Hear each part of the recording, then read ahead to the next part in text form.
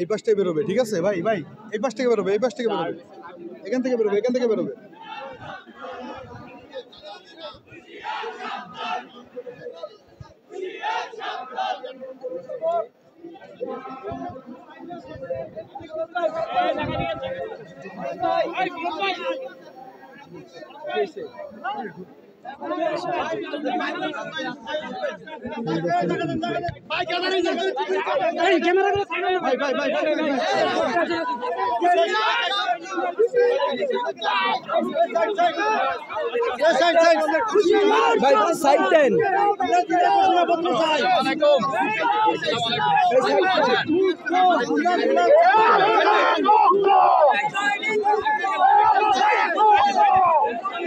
দর্শক, আপনাদেরকে যেটা দেখানোর চেষ্টা করছিলাম যে আসলে যে ধরনের সিদ্ধান্তটা এসেছে সেটি মঞ্চে তিনি জানাবেন বলে জানিয়েছেন, যে মঞ্চে বলবেন।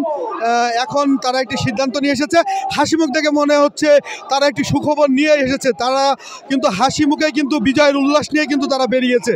এখন আমরা দেখতে চাচ্ছি যে আসলে কি ধরনের ঘটনাটি এখন আসবে, সেটা দেখার অপেক্ষায় রয়েছে। সারা বাংলাদেশ কিন্তু তাকিয়ে রয়েছে এই যমুনার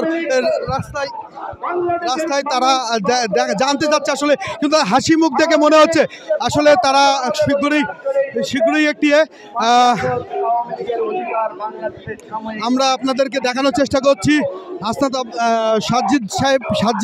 সাজ্জিদকে কিন্তু এখান থেকে নিয়ে যাওয়া হচ্ছে, তাদের হাতে তাকে নিয়ে যাওয়া হচ্ছে। একটি সুখবর নিয়েই তিনি যাচ্ছেন, আমরা আপনাদেরকে সেটা মঞ্চে দেখানোর চেষ্টা করব। সাজ্জিদ আলমের সাথে কথা বলার চেষ্টা করেছিলাম, তিনি জানিয়েছেন মঞ্চে তিনি জানাবেন। সাজ্জিদ ভাই কবে যেতে যাবে, উনি এই যে বৈঠক করে আসছেন।